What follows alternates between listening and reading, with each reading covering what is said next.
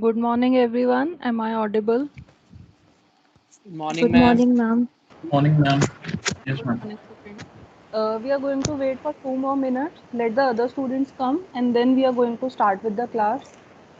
I want everyone to turn on their cameras for starting 10 minutes. I want to know each one of you who all students are there in my class, and then we will continue with the studying part. Please make sure everyone is turning on their cameras. Thank you.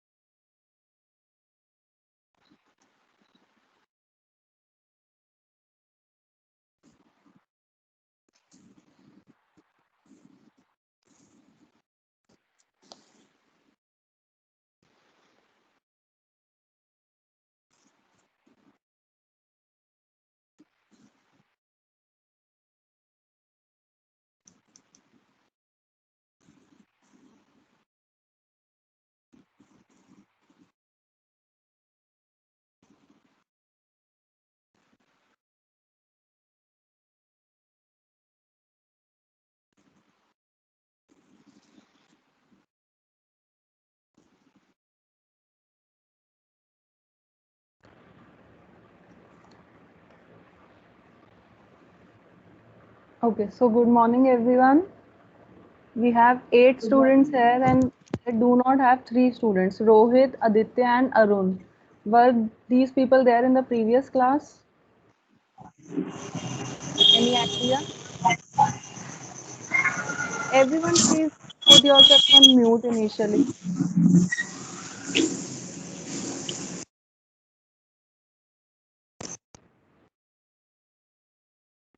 Okay, so let's start with a quick introduction.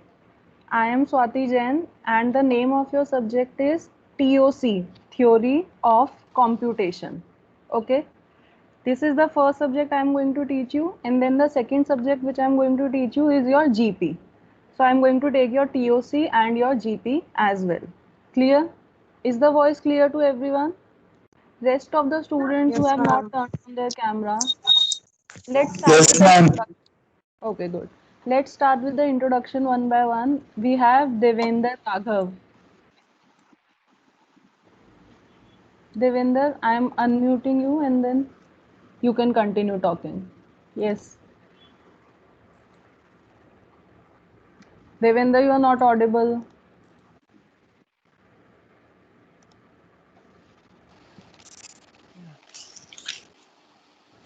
Am I audible now? Yes, yes, yes. Hi, my name is Devendra Raghav, and I have completed my BCA from Vivekananda Institute only. Uh, Oh, next, Dipesh. Is Dipesh here?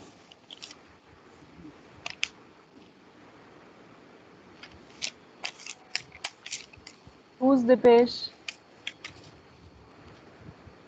Yes, ma'am. Not. Okay, so you are Dipesh. Yes, Dipesh. Yes, ma'am. Yes. What have you done before MCA as your graduation? BSc, BCA, BBA? I completed BSc Honors Computer Science from DU. Okay, very nice. Which college? Ma'am, Atmanam, Sanatan Oh, Dharma College. Atmaram Sanatana. Great, great. Yes. Then Lakshay. Lakshay. Morning, ma'am. Okay, Ma'am, I've Lakshay. completed Morning. my BCA from Fairfield. Okay. Okay. Yeah. Preeti. Yes, Preeti is there. Good morning ma'am. Good morning, Preeti. मैंने अपनी BCA MSI से करी है। BCA, MSI. MSI से करी है Okay, okay. सूरज में। Great, great. Rachit morning ma'am. is Rachit. मैंने अपनी ma'am Yes, good morning, Rachit. Yes ma'am. Ma'am मैंने अपनी पीडीएम कॉलेज से करी है, PDM university MCBCA. Okay. So most of you are from science background only, BCA, BSc. Great. Yes ma'am. Rohan Bhargav. Morning, ma'am. Hello. Morning, ma'am. Rohan, you are the CR of your class? Yes, ma'am. You and Shikha, you both are the CRs. Yes, ma'am. No Yes, ma'am. Ma'am. Ma'am मैंने अपनी BCA मैं CR GNDU से करी है। Okay, JNU से, nice. GNDU ma'am, Guru Nanak GNU. देव university Okay, Punjab में पढ़ती है ma'am. okay, okay. Rohit Maurya. Yes ma'am. Ma'am मैंने अपनी बीसी मैम आईआईटीएम से करी है, Janakpuri. Great, IITM. Yes ma'am. IITM और विप्स में कौन सा बेटर है रोहित? मैम फिलहाल तो विप्सी है। फिलहाल से क्या मतलब है? एक साल हो मैम गया? मैम तभी बोल रहा हूँ, फिलहाल तो विप्सी बढ़िया है। ओके, चलो 3 साल बाद पूछेंगे। Rohit ma'am Singh. BCA from Shri Guru Tegh Bahadur. BCA from Guru Tegh Bahadur. Yes ma'am. Okay. And then last we have Shikha. हम बीसीए ट्रिनिटी इंस्टीट्यूट से किया मैंने। Shikha, can you please turn on your camera? At least I want to see who the CR is. No मैं CR नहीं हूँ। You are not the CR, then who is the CR? Ma'am, I got no. your number as the CR. Rohan and Preeti. Rohan and Preeti. Okay. Yes ma'am. Any participant, any student who is left with the introduction and has joined later? Arun, I guess. Is Arun here?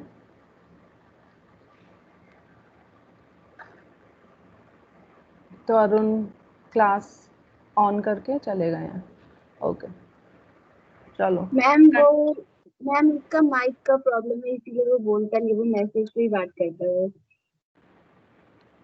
ऐसे कैसे काम चलेगा Arun? GP की class में हर student को बोलना होगा, group discussions होंगे, डिबेट्स होंगी, तो बिना माइक के तो काम नहीं चल पाएगा Arun. You will have to rectify your problem. The whole semester is ahead of you. 1-2 class की बात नहीं है। So starting with the subject, your subject name is TOC, Theory of Computation. Let me share my PPT. Is the PPT visible to everyone? Yes ma'am. Yes ma'am.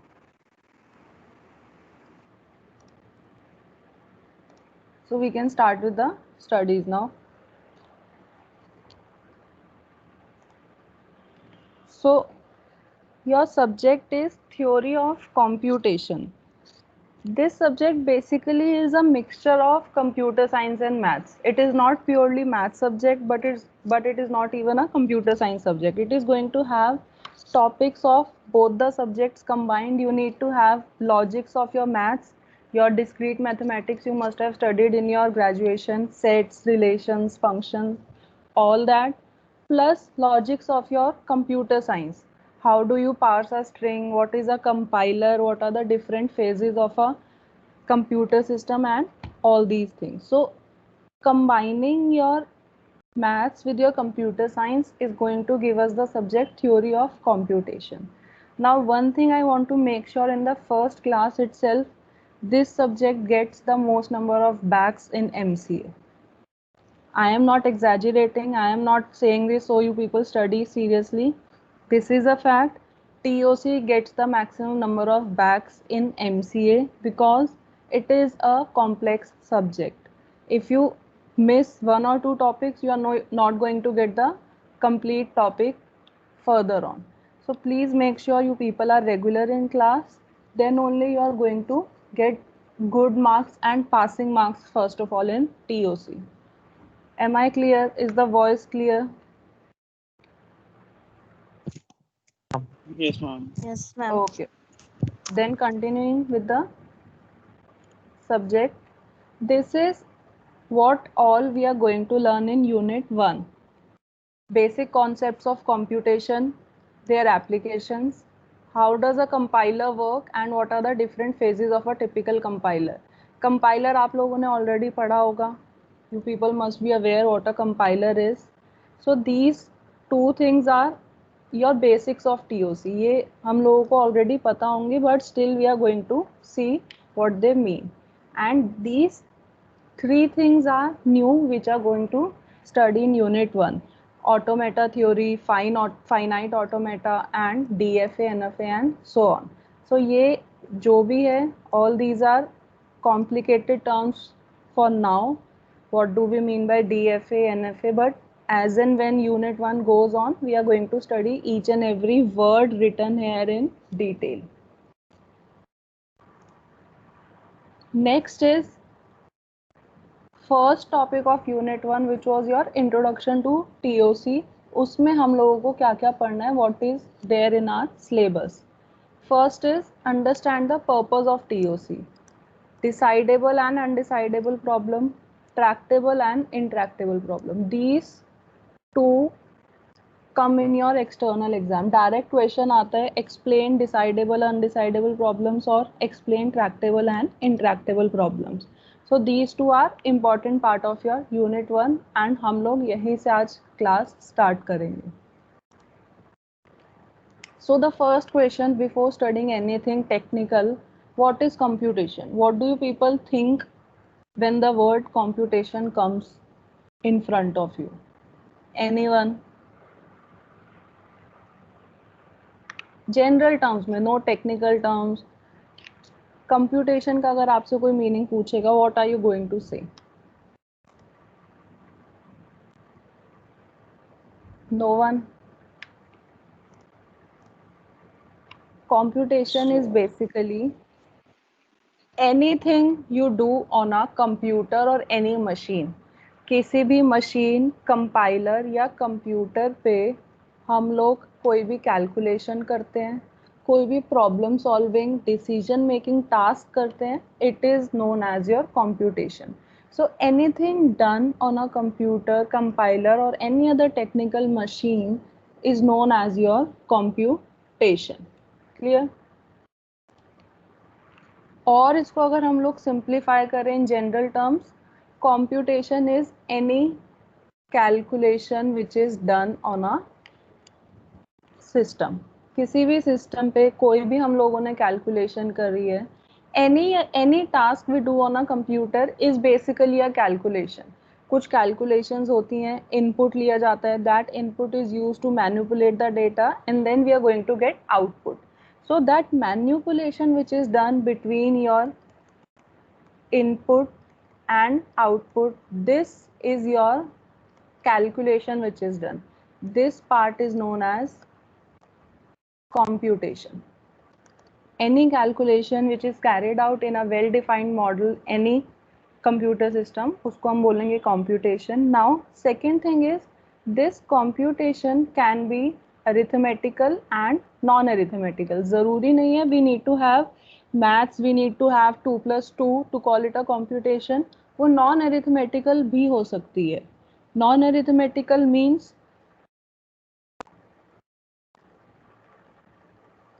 is this a valid student name? अगर मैं computer को ये input देती हूँ and my question is this a valid student name? So the answer is going to come as no, but this was not a calculation, this was not a arithmetical problem. Still it was a computation. So any calculation which might involve arithmetical problems or not is going to be classified as a computation. Now next thing is what is essential for a computation? A well-defined model. Well-defined model means algorithm.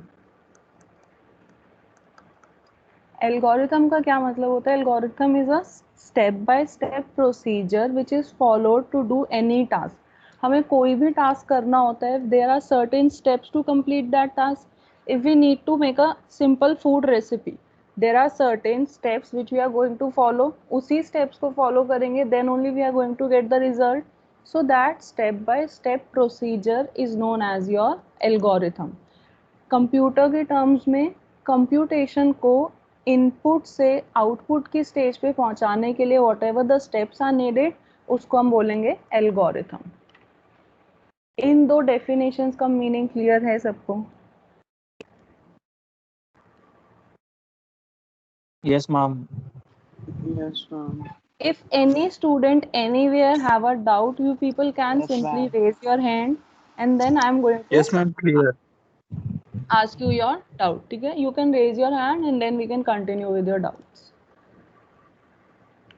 These two things are clear. Any calculation, arithmetic or non-arithmetic, is going to be known as a computation. Last thing is computation होती क्या है, ये तो हम लोगों ने समझ लिया, बट computation किस पे होती है?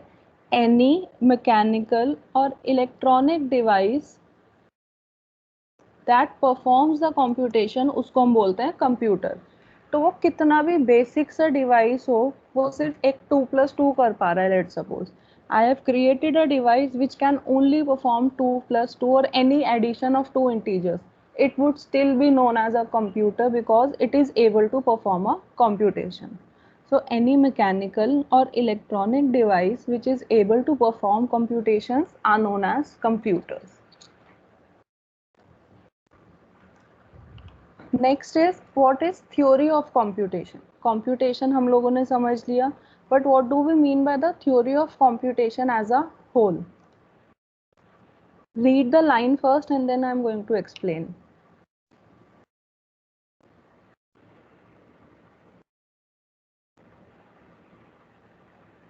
It is a branch of computer science and mathematics combined that deals in how effectively problems can be solved on a model of computation using an algorithm.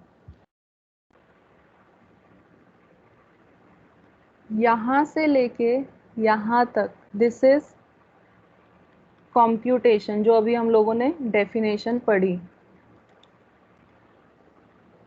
How a problem can be solved on a model of computation, जिसको हम बोलते हैं computer, and using an algorithm which is your step by step procedure. So ये तो हम लोगों ने समझ लिया, इसको बोलते हैं कंप्यूटेशन. बट इस पूरी फील्ड को which is your computer science and maths combined which deals only in computation, उसको हम बोलते हैं theory of computation. It is basically a study of all the computational models and your computational data.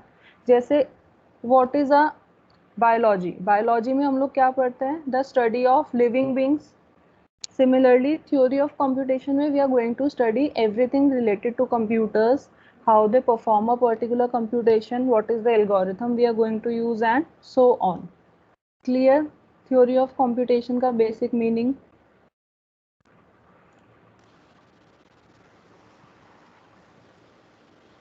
Yes, ma'am. Yes, Next ma'am. is more technical definition of the same thing which I have explained just now. TOC attempts to understand the computational process by means of effectively solving the problems via mathematical tools and technique. Same thing जो ऊपर लिखी थी उसको एक complicated language में लिखा है, अ bookish language. हम लोगों को डेफिनेशन याद करने की ज़रूरत नहीं है, but we should know the meaning of TOC. होता क्या है, सब्जेक्ट का मतलब क्या है. नाउ TOC में every computation is going to be carried out on some machine. कोई भी इलेक्ट्रॉनिक या मैकेनिकल मशीन होगी जिस पे कंप्यूटेशन हम लोग करेंगे. That machine in is basic terms is known as automata. Automata is the term which we are going to use in TOC to refer to the computer or any other machine. Computer तो एक बहुत advanced machine है. Automata is a basic version of a computer. Clear? सो हम TOC में जब भी किसी machine की बात करेंगे, basically we are referring to the word automata. Automata का क्या मतलब होता है वो भी हम आगे देखेंगे. अभी के लिए TOC is going to have three things: your computation, second automata, and third algorithm. These three things combined would be your TOC.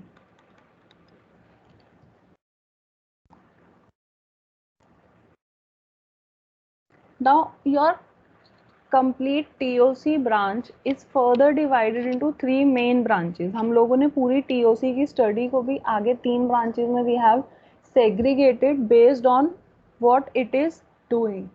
So these 3 branches are your computability theory, computational complexity theory and automata theory. बहुत complicated words तो नहीं लग रहे आपको for first class. If you people feel any confusion anywhere, please raise your hand. We are going to repeat the topic because एक बार अगर topic निकल गया, आप लोग को नहीं समझ आया, then it is going to create the problem in further units. जो यहाँ पे हम लोग introduction पढ़ रहे हैं, it is going to come again in unit 2, unit 3 and unit 4. तो अगर यहाँ पे आपके basic concepts are not clear, उस time पे you are going to get problems in studying. Clear everyone? आगे करें.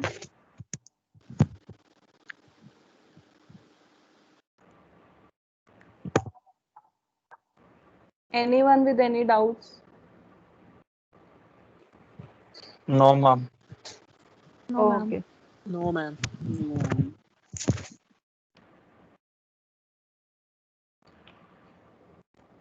Acha, before moving on, in every class, please make sure the class does not extend beyond 50 minutes. Any one of you, please take the responsibility of letting me know when the 50-minute mark is about to be reached. Because the class has to be of 50 minutes, then you are going to get a 10-minute break for your next class. So please make sure अगर class आप लोगों की 50 minute से beyond जा रही है तो inform में, ऐसा नहीं है कि आप लोगों को पढ़ते रहना है और आप बताओ नहीं. ठीक है. रोहन, प्रीति, Okay, ma'am. anyone of you take the responsibility of reminding that 50 minutes are over, ma'am. You can go now. Okay, great. So we were on this particular slide, which is computability theory, complexity theory and automata theory. तो आप लोग को अगर याद रखना है तो you can computability, complexity and automata. ये वाला part इस word को miss भी कर सकते हैं. These are the three main theories: computability, complexity and automata, जो हम लोग पढ़ेंगे TOC के further branches में. Now moving on to the each theory one by one, what do they mean? First is computability theory. Computability theory basically आप लोगों को answer करती है कि what can and what cannot be computed by a model of computation, by a automata.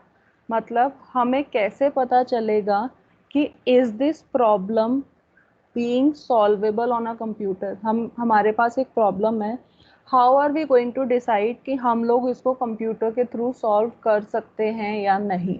This is the question और इसका answer हमें कौन देता है? Computational theory. Computational theory basically हर प्रॉब्लम को डिवाइड करती है into solvable, unsolvable category. Computational theory हमें बताएगी कि जो भी आप प्रॉब्लम्स को लेके आए हो वो सॉल्वेबल है या अनसॉल्वेबल है. इधर द प्रॉब्लम इज सॉल्वेबल और अनसॉल्वेबल, या फिर it is going to tell us इधर द प्रॉब्लम इज डिसाइडेबल और अनडिसाइडेबल. हम लोग ये नहीं पूछ रहे हैं रिगार्डलेस ऑफ एक्यूरेसी और probability level. Regardless of accuracy level means problem कितनी एक्यूरेटली सॉल्व कर पाएगा कंप्यूटर, वो तो क्वेश्चन में ही नहीं है. The only question is computer ये काम कर पाएगा. This is the main concern here. Will my computer will be able to solve this particular problem? Yes or no would be given by computational theory. Any doubts, please raise your hand, otherwise we are going to move forward.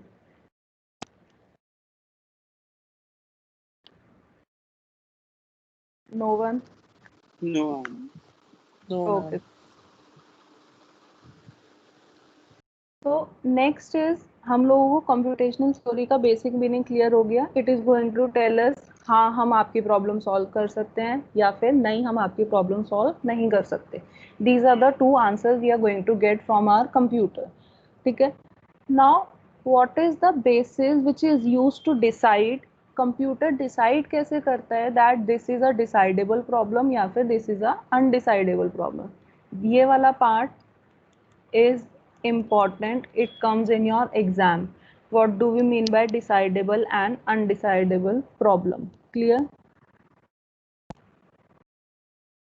Decidable and undecidable problem. So your decidable problem say is any problem जिसके लिए हम लोग एक algorithm बना सकते हैं so that उसका हमें फाइनल आंसर मिल जाए.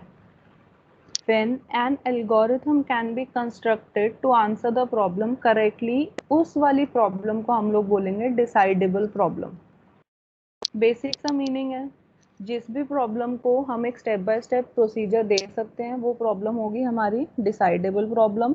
और जिस भी प्रॉब्लम को हम एक स्टेप बाय स्टेप प्रोसीजर नहीं दे सकते, उसका एक एल्गोरिथम हम बना ही नहीं पा रहे हैं, वो बोलेंगे हम undecidable problem. Clear? Think of yourself as a computer. आप अपने आप को एक कंप्यूटर की तरह सोचो. And if I give you a question, so if you are able to decide an algorithm उसको सॉल्व करने के लिए, तो वो प्रॉब्लम आपके लिए डिसाइडेबल है. But if you are not able to decide an algorithm, आपको नहीं समझ आ रहा कि ये मैथ्स का क्वेश्चन स्टेप बाय स्टेप कैसे सॉल्व होगा, आप कर ही नहीं पा रहे हो, तो that problem is undecidable for you. Clear basic सा meaning. So this is when algorithm can be constructed, उसको बोलेंगे decidable problem. When algorithm cannot be constructed, उसको बोलेंगे undecidable problem. But algorithm construct नहीं कर सकते, उसका क्या मतलब है? No algorithm can give the answer to the problem in finite time. मतलब हमारे पास कोई भी ऐसा प्रोसीजर है ही नहीं जो उस प्रॉब्लम को फाइनाइट टाइम मतलब लिमिटेड टाइम में सॉल्व कर सके. No step by step procedure is able to give me the answer in limited time, उसको बोलेंगे undecidable problem. Because my algorithm is always leading to a infinite loop. If I give you any code to write जो हमेशा infinite loop पे जाएगा no matter what. Every student created a different algorithm. हर student एक अलग computer है, सबने अपने अपने पर्सपेक्टिव से एक एल्गोरिथम बनाया, पर सबका एल्गोरिथम इनफाइनाइट लूप पे जा रहा है. तो इसका क्या मतलब है? That particular coding problem is undecidable for me. Clear? Now looking at the examples of both of them, compute even numbers between 10,000 and 20,000. Simple problem है, कोडिंग से हो जाएगी, स्टेप बाय स्टेप प्रोसीजर बना सकते हैं हम लोग. करा होगा आप लोगों ने सी प्रोग्रामिंग में finding even numbers between any two number. Yes, no? ठीक है. सो जिस प्रॉब्लम को पढ़ के हमें समझ आ रहा है कि इसका स्टेप बाय स्टेप प्रोसीजर बन सकता है, that is a decidable problem for me. But next comes, हमारे पास एक थ्योरम होती है जिसका नाम होता है फर्मैट्स लिटिल थ्योरम.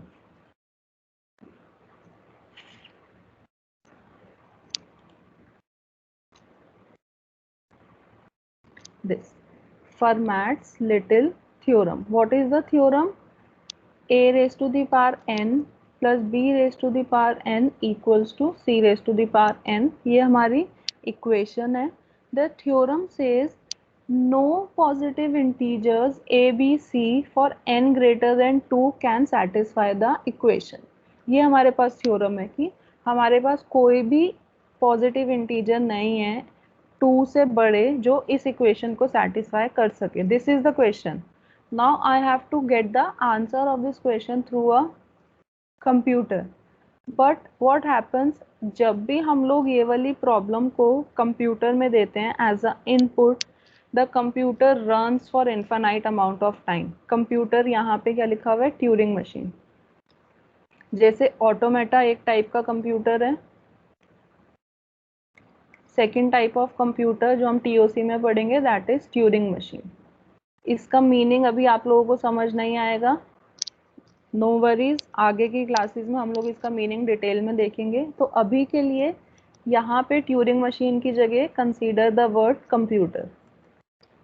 तो this equation makes the computer run for infinite time. जब कंप्यूटर हमारा इनफाइनाइट टाइम के लिए चले जाता है, इनफाइनाइट लूप में चला जाता है, तो हमें पता ही नहीं चलता कि ये प्रॉब्लम सॉल्वेबल है भी या नहीं, कभी आंसर हमारे पास आएगा या नहीं आएगा।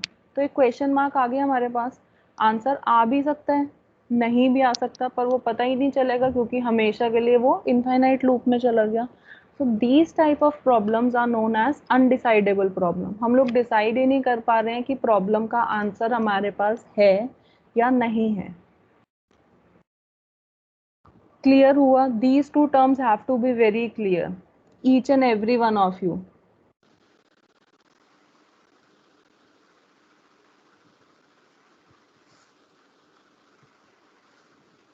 लक्ष्य, यस मैम, दीपेश, क्लियर है। रचित, Yes, ma'am. Clear Yes, ma'am. Clear है Yes, मैम। ma'am. Clear है। ठीक है।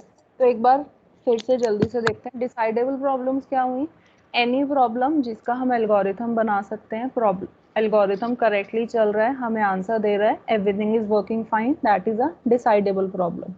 But if we have a problem जिसका हमने लेट सपोज एल्गोरिथम तो बना लिया बट वो एल्गोरिथम हमेशा इनफाइनाइट लूप में जाता है, any condition is going to be there in your algorithm which is going to leave the computation in infinite loop, तो उस टाइप की प्रॉब्लम्स को हम लोग बोलते हैं undecidable problems. These are the basic two types of problem जो हमें कहाँ से मिलती है? कॉम्प्यूटेशनल थ्योरी से। कंप्यूटेशनल थ्योरी हमारी प्रॉब्लम्स को दो कैटेगरीज में डिवाइड करता है, decidable and undecidable. This was your computational theory. Next is computational complexity theory. Next हम लोगों को ये वाली थ्योरी पढ़नी है।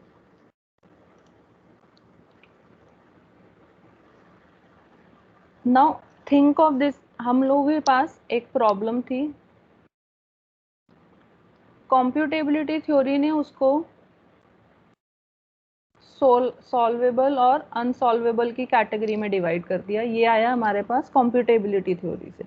नाउ हम लोगों के पास ये आंसर आ गया, प्रॉब्लम सॉल्वेबल है, बट नाउ उसको हमने फर्दर दो कैटेगरीज में डिवाइड करा। Is it hard to solve this problem और it is easy to solve this problem. और जो ये आंसर है हमारे पास, ये कहाँ से आएगा? कॉम्प्लेक्सिटी थ्योरी से। आप लोग वर्ड को रिलेट कर पा रहे हो? Yes, Yes, ma'am. ma'am.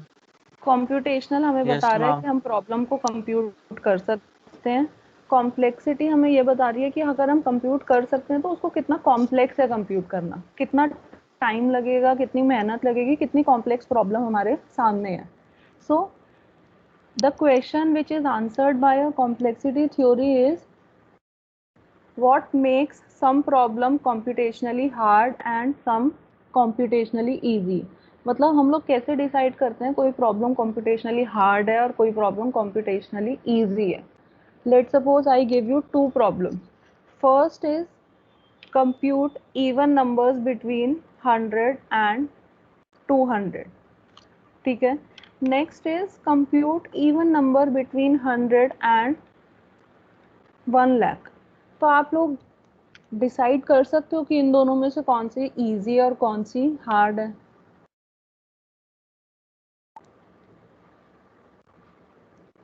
Anyone?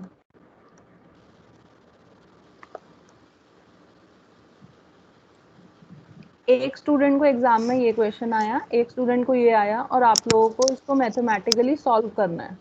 तो क्या दोनों स्टूडेंट्स के लिए सेम अमाउंट ऑफ एफर्ट है या फिर एक स्टूडेंट को एफर्ट ज्यादा करना है और एक को कम करना है? मैम दोनों के लिए डिफरेंट होगा।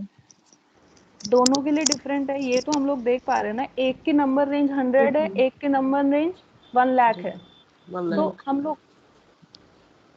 हम लोगों ने कैसे डिसाइड किया कि the amount of effort required for these two problem is different based on कि हम लोगों की कितनी मेहनत लगेगी, कितना टाइम लगेगा ये प्रॉब्लम सॉल्व करने के लिए.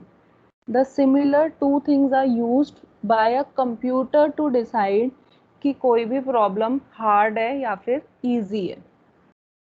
Looking at the category, computationally easy का मतलब any problem which is easily solvable. Basic English meaning है, जो भी solve करना easy है वो हमारी computationally easy problem है.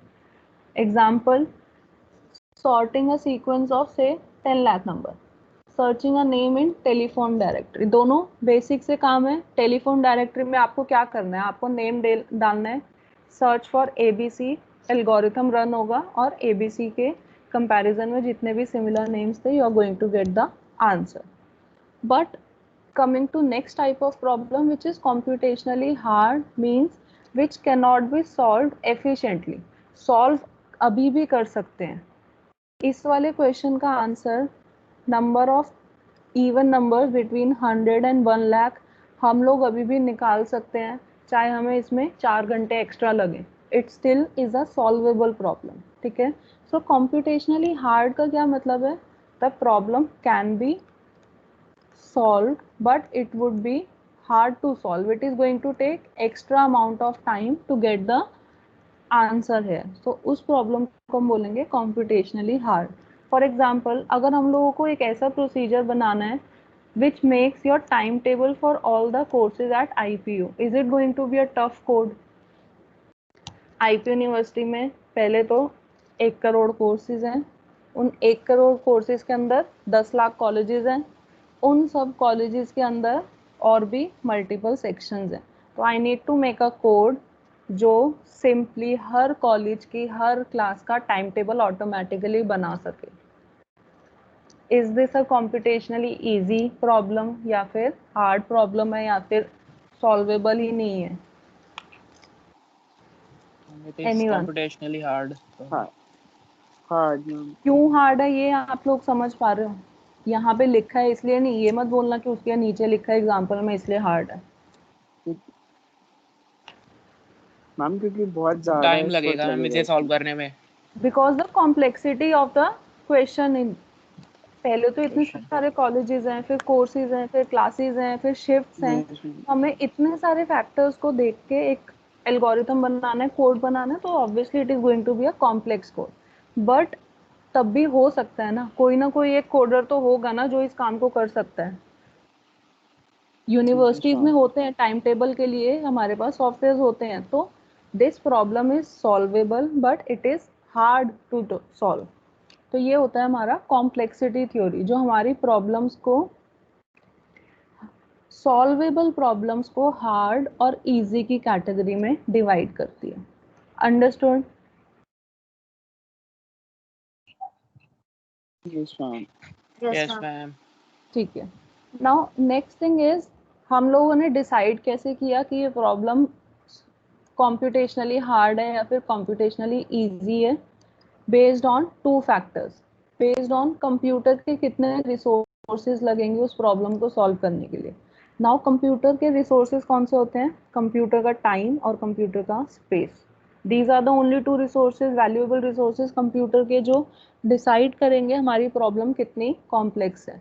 तो कोई प्रॉब्लम जितना ज़्यादा टाइम लेगी वो उतनी ज़्यादा कॉम्प्लिकेटेड है, या फिर कोई प्रॉब्लम जितना ज़्यादा स्पेस लेगी वो उतनी कॉम्प्लिकेटेड प्रॉब्लम है, और वो जितने कम रिसोर्सेज लेगी वो उतनी इजी प्रॉब्लम है. Simple normal fact. Minimum resources maximum efficiency. तो हमें कोई भी प्रॉब्लम बनाते हुए what do we need to make sure? The problem takes minimum resources of computer and that is how it is going to give us the maximum efficiency. These two are interrelated. Resources minimum खर्च होंगे तो efficiency maximum होंगी. Resources maximum खर्च होंगे तो efficiency minimum आएगी. Done यहाँ तक? Anybody with any doubt in computational complexity theory? No, ma'am. Sure. Yes, ma'am. Next class से I am going to call out random names in between the class, और फिर मैंने क्या बोला है, क्या समझाया है, दो students will have to explain the concept. ऐसे नहीं होगा कि आप लोग बस यस यस यस करते रहोगे।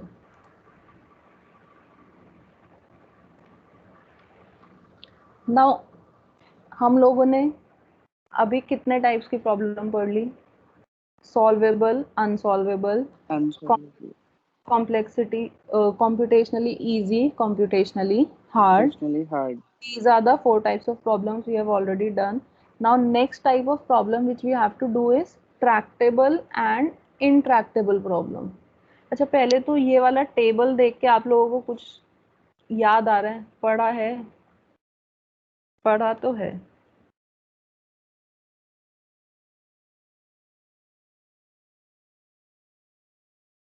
मैथ्स में था मैम ये। मैथ्स में था, Yes, ma'am. एल्गोरिथम नाम के सब्जेक्ट में भी होगा, डेटा स्ट्रक्चर में भी होगा। Yes ma'am. ठीक है, Yes, तो ma'am. इसका मतलब तो क्लियर है ना? Order of 1, order of n, these are your functions जिसको हम कॉम्प्लेक्सिटी वाला था ये। कॉम्प्लेक्सिटी दे रहे हैं, रनिंग कॉम्प्लेक्सिटी।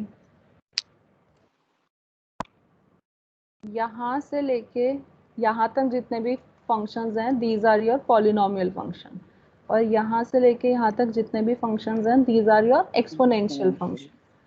पॉलिनोमियल फंक्शंस क्या होते हैं? जिसमें n की वैल्यू पॉलिनोमियली ग्रो कर रही है। मींस यहाँ पे अगर आप लोग देखोगे इन सब फंक्शंस में n किसी की पावर नहीं है, n की कोई पावर हो सकती है। Means n raise to power 2, n raise to the power 3, या फिर n इंटू लॉग n, ये सब है, बट किसी भी नंबर की पावर में n नहीं है। कुछ भी ये नहीं है कि 2 raise to the power n। ठीक है, तो एनी फंक्शन जिसमें n की वैल्यू पॉलिनोमियली ग्रो कर रही है, it is known as a polynomial function. But any function जिसमें n एज अ पावर है किसी और वैल्यू का, उसको बोलते हैं exponential function. For example 2 raise to the power n, n raise to the power n, n factorial, 3 raise to the power n, 3 into 5 raise to the power n। वो any function जिसमें n power में आ रही है उसको बोलते हैं exponential function. Clear? ये वाली तो बेसिक रिवीजन थी जो आप लोगों ने पहले पढ़ी होगी। एनी फंक्शन जिसमें n पॉलिनोमियली ग्रो कर रहा है is a polynomial function. Any function जिसमें n एक्सपोनेंशियली ग्रो कर रहा है is a exponential function. Exponential. अब इसका यूज क्या है जो हम पढ़ रहे हैं, उसमें इसका क्या यूज है? ट्रैक्टेबल एंड इनट्रैक्टेबल प्रॉब्लम्स हम लोग तभी डिवाइड कर सकते हैं व्हेन वी नो कि वो फंक्शन, वो प्रॉब्लम कितने टाइम में सॉल्व हो रही है। तो any problem that is solvable by polynomial time algorithm is known as your tractable problem. कोई भी प्रॉब्लम जब पॉलिनोमियल टाइम में सॉल्व हो सकती है, polynomial time means order of 1, order of n, order of n log n, order of n square, इस type के किसी भी फंक्शन में जितना टाइम लेगी अगर कोई भी प्रॉब्लम सॉल्व होने के लिए, तो उसको हम बोलेंगे Tractable problem. See the second point, the time efficiency upper bound is polynomial. Maximum इतना टाइम जब भी लगेगा वो हो गए ट्रैक्टेबल प्रॉब्लम। पर अगर problem can not be solve by polynomial algorithm और वो सॉल्व हो रही है एक्सपोनेंशियल एल्गोरिथम से, तो उसको हम बोलेंगे इनट्रैक्टेबल प्रॉब्लम। एक्सपोनेंशियल का एग्जांपल क्या था? 2 raised to the power n raised to the power n factorial and so on। दोनों का मीनिंग क्लियर है?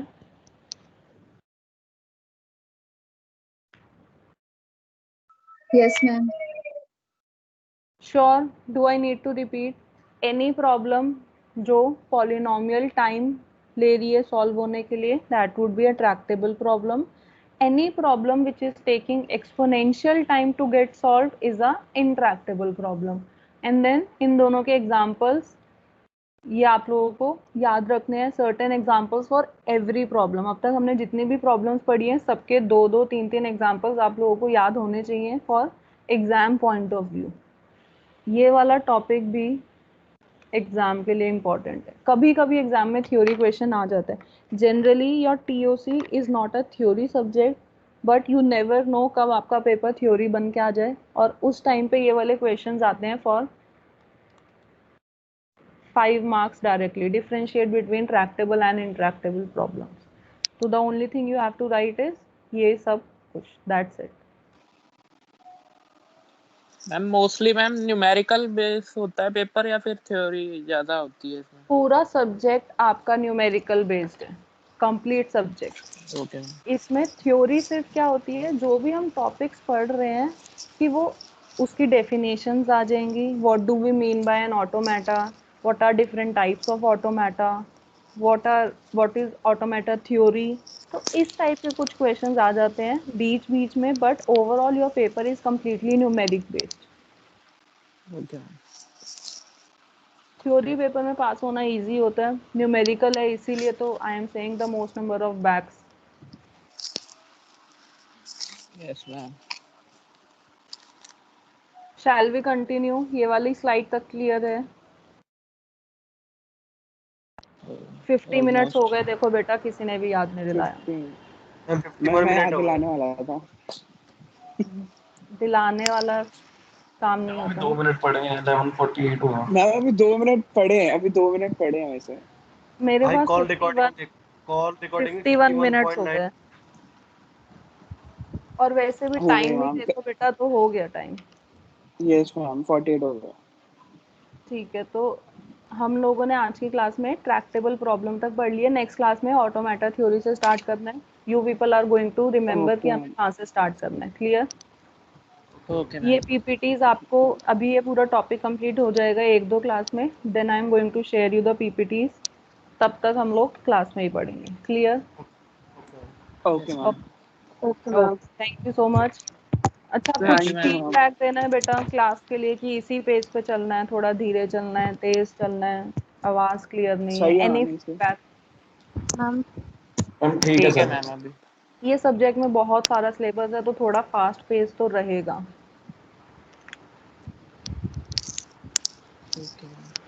ठीक है? Okay ma'am. Otherwise you yes I ma'am. Am open for any feedback you want to give. यहाँ पे नहीं देना, 1-on-1 देना है, टेक्स्ट पे देना है, anything, any problem you want to convey you can do.